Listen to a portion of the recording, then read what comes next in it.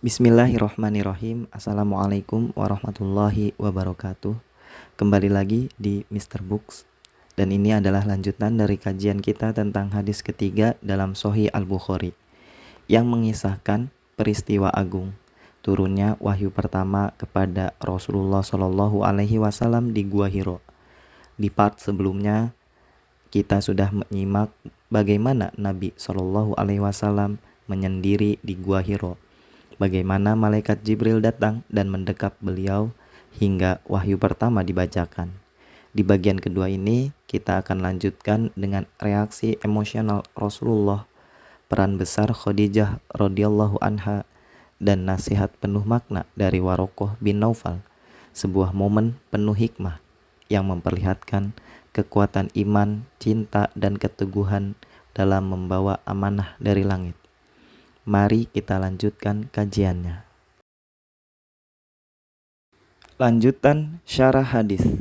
Frasa faroja'a biha, kemudian Rasulullah kembali dengannya, maksudnya kembali dengan membawa ayat-ayat Allah atau pulang membawa kisah tersebut. Frasa fazammiluhu, maka mereka pun menyelimutinya, yakni menutupi tubuh Rasulullah dengan kain selimut. Kata ar-raw' dengan memfathahkan huruf ro artinya rasa takut. Frasa laqad khasyitu ala nafsi, aku khawatir terhadap diriku, menunjukkan respons emosional Nabi Muhammad Sallallahu Alaihi Wasallam setelah perjumpaan pertama dengan malaikat Jibril yang disertai rasa takut luar biasa. Para ulama menyebutkan sedikitnya 12 tafsiran terkait kekhawatiran tersebut. Namun, pendapat paling kuat dan relevan menyatakan bahwa beliau takut akan wafat atau takut terserang penyakit berat akibat intensitas kejadian luar biasa tersebut. Pendapat lainnya seperti kekhawatiran akan kegilaan, dicela atau diusir, dinilai lemah dan telah dibantah oleh para ulama. Wallahul muwafiq. Frasa faqalat Khadijatu kalla, Khadijah berkata sekali-kali tidak, merupakan bentuk penegasan dan penolakan terhadap kekhawatiran Nabi Muhammad Shallallahu Alaihi Wasallam bahwa sesuatu buruk akan menimpanya. Kata yahzunuka berarti membuatmu sedih, sementara dalam riwayat lain terdapat lafaz yuhzika yang artinya menghinakanmu, menunjukkan variasi bacaan yang tetap bermakna penolakan terhadap kemungkinan celaan atau kehinaan. Khadijah lalu menyebutkan akhlak mulia Nabi seperti membantu keluarga, menolong orang yang tidak mampu, al-kallu, sebagai bukti bahwa Allah tidak akan mencelakakan orang sebaik itu. Istilah al-kalu merujuk pada orang yang menjadi beban karena tidak mampu mengurus dirinya, sebagaimana dalam Quran surat An-Nahl ayat 76. Ini menunjukkan bahwa kepribadian Rasulullah penuh dengan kepedulian sosial dan ketulusan yang dijunjung tinggi.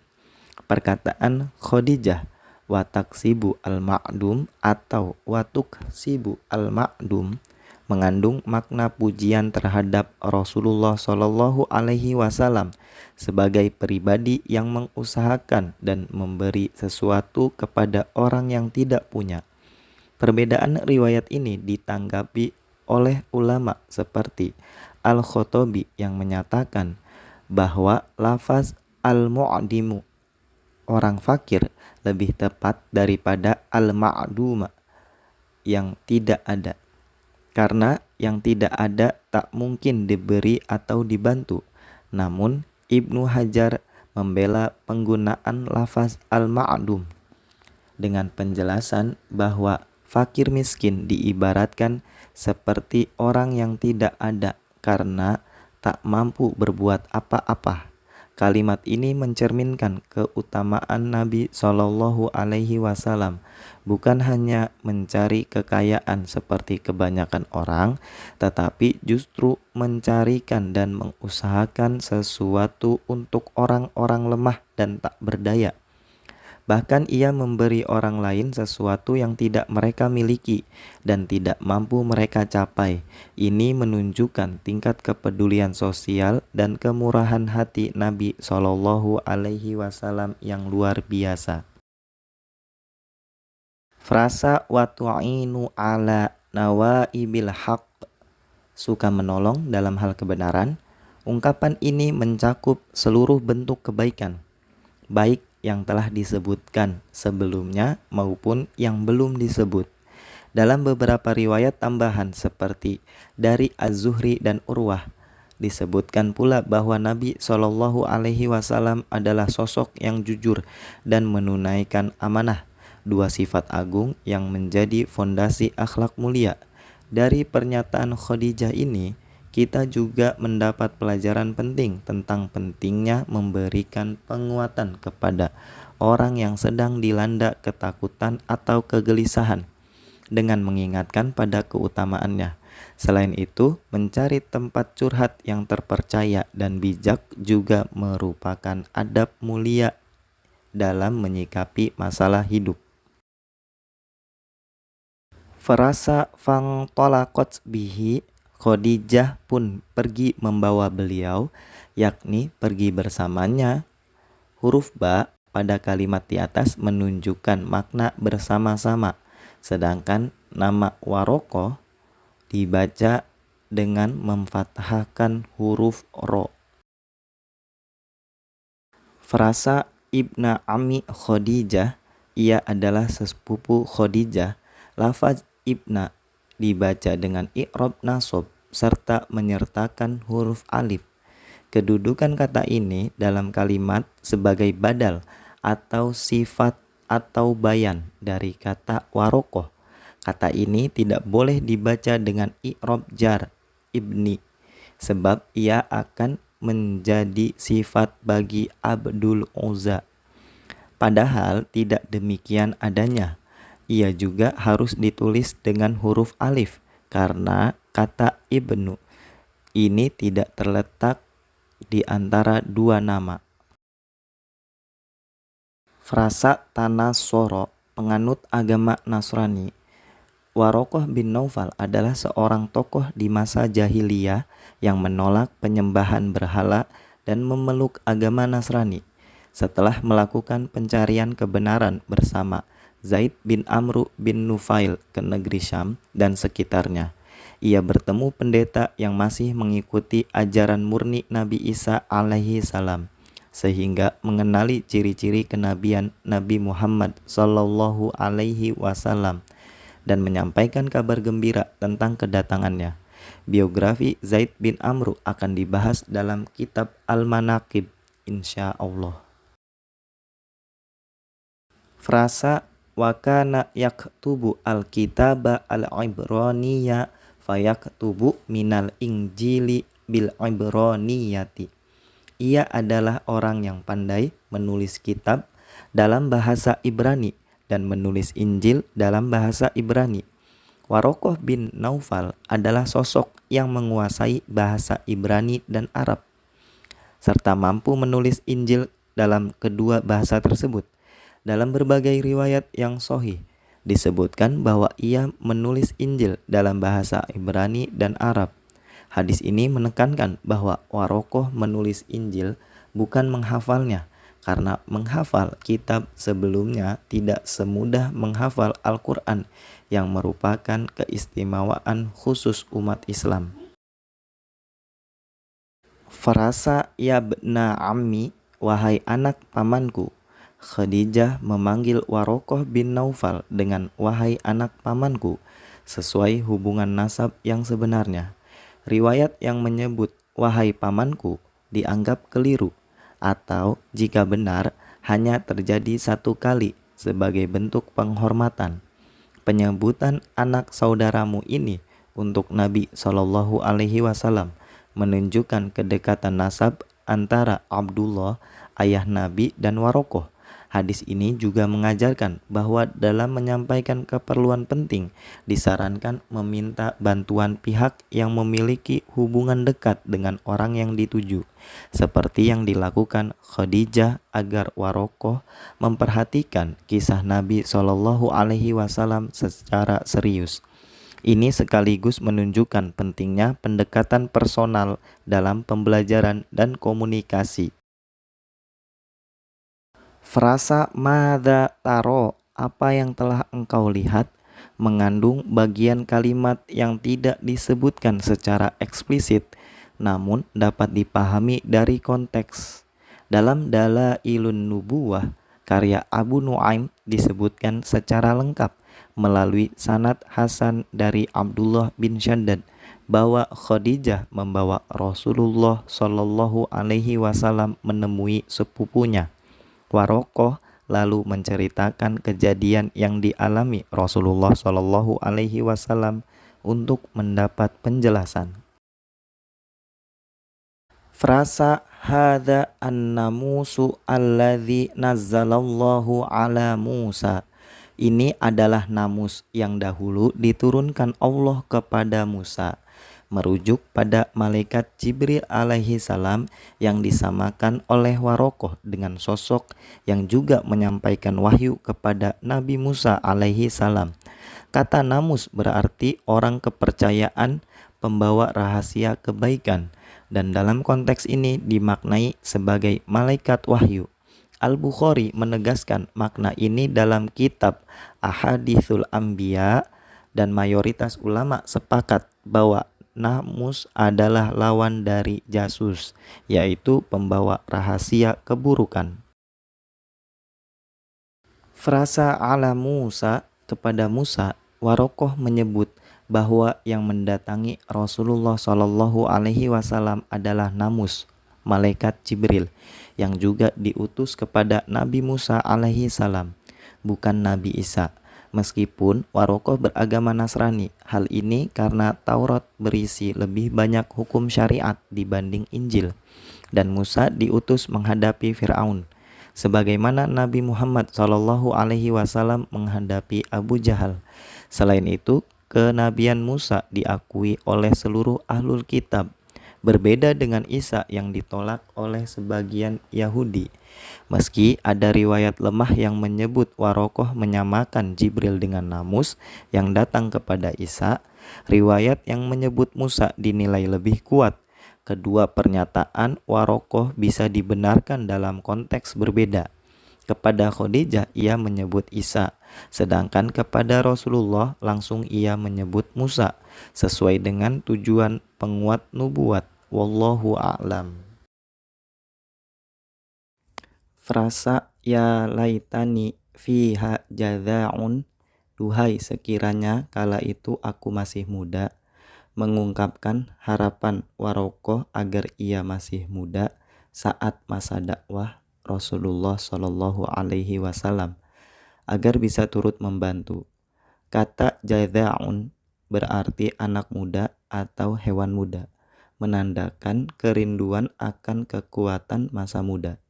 Kalimat ini menunjukkan bahwa saat itu Warokoh sudah tua dan buta.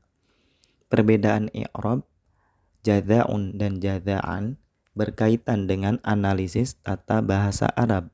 Namun, secara makna keduanya mengekspresikan penyesalan atas ketidakmampuan Warokoh untuk berkontribusi dalam dakwah karena kondisi fisiknya. Frasa id yukhrijuka, tatkala kaummu mengusirmu, dalam hadis digunakan untuk menyatakan peristiwa yang akan datang, meskipun secara bahasa berarti masa lampau. Hal ini bertujuan menegaskan kepastian terjadinya peristiwa tersebut, sebagaimana dijelaskan oleh para ahli nahwu. Penggunaan seperti ini bersifat majazi dan umum ditemukan dalam bahasa Arab fasih. Hadis ini juga menunjukkan bahwa mengangan-angankan hal mustahil seperti kembali muda boleh dilakukan selama berkaitan dengan kebaikan, sebagaimana ucapan Warokoh yang mencerminkan keimanan dan pembenaran terhadap kenabian Rasulullah Shallallahu Alaihi Wasallam. Frasa au mukhrijiyahum, apakah mereka akan mengusirku, menunjukkan keheranan beliau karena merasa tak ada alasan bagi kaumnya untuk mengusirnya, mengingat akhlaknya yang mulia.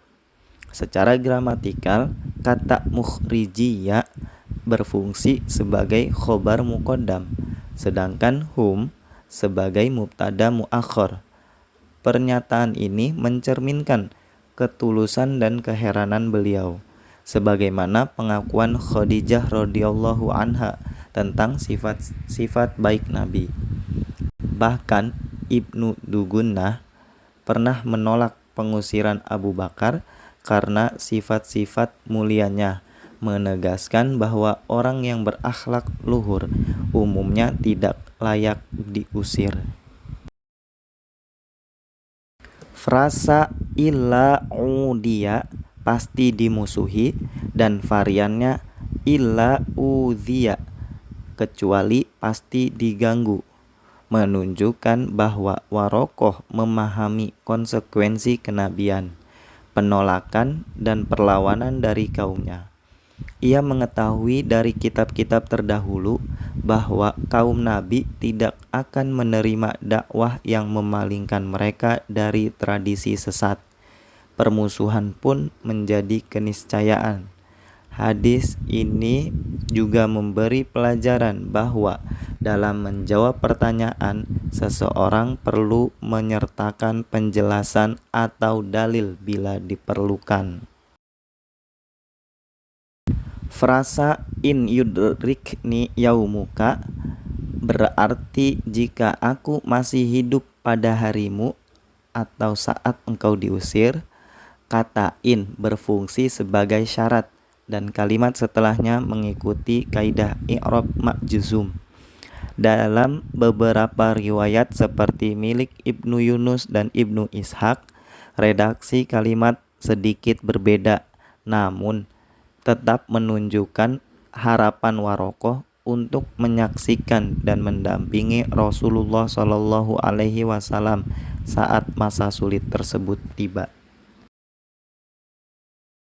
Frasa mu'azzaron berarti dengan sekuat tenaga dan menunjukkan kekuatan serta kesungguhan dalam memberikan pertolongan. Sebagian ulama menyebut asal katanya dari al-azru, kekuatan, meski Al-Qazaz menolaknya.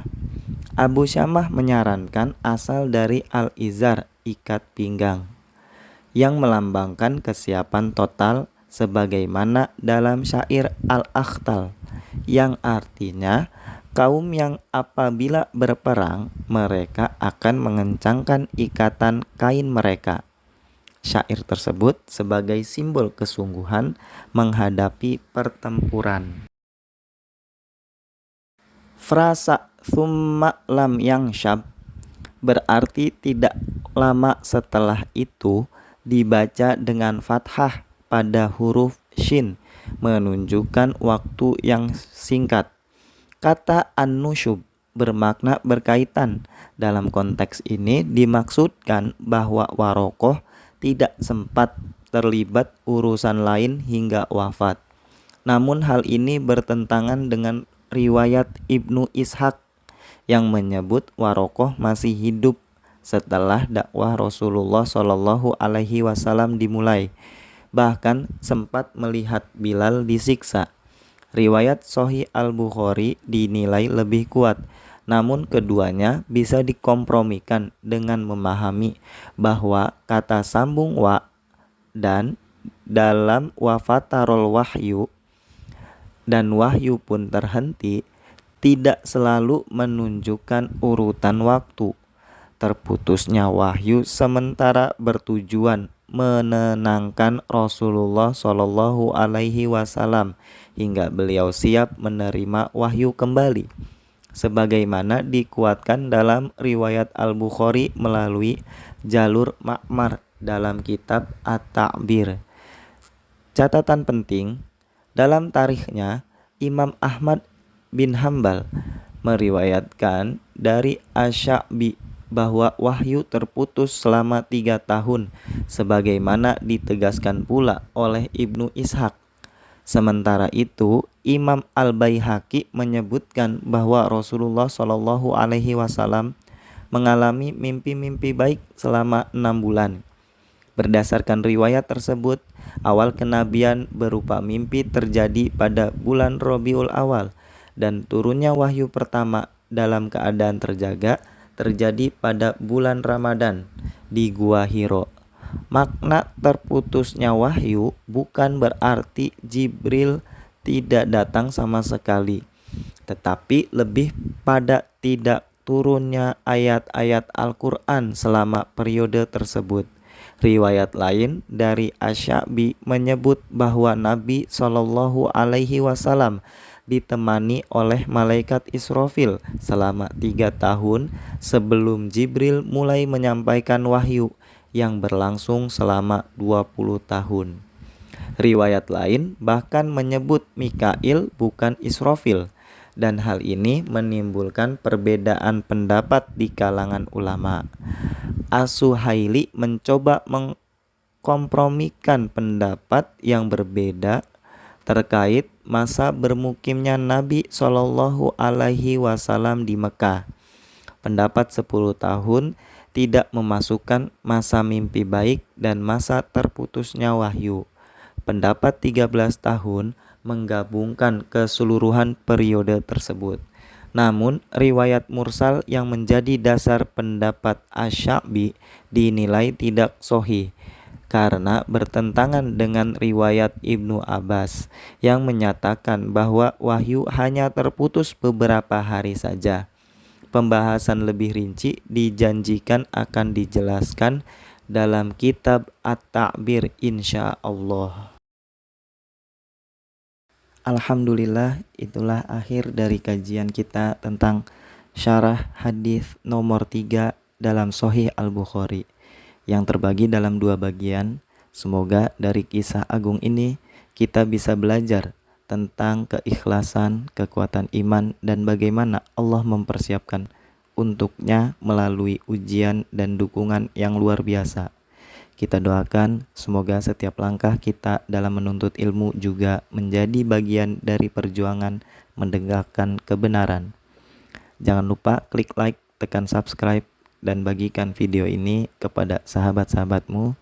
Tulis juga di komentar apa pelajaran paling menyentuh dari keseluruhan kisah ini. Sampai jumpa di episode selanjutnya bersama Mr. Books. Semoga Allah menjaga kita di jalan ilmu dan amal. Wabillahi taufik wal hidayah. Wassalamualaikum warahmatullahi wabarakatuh.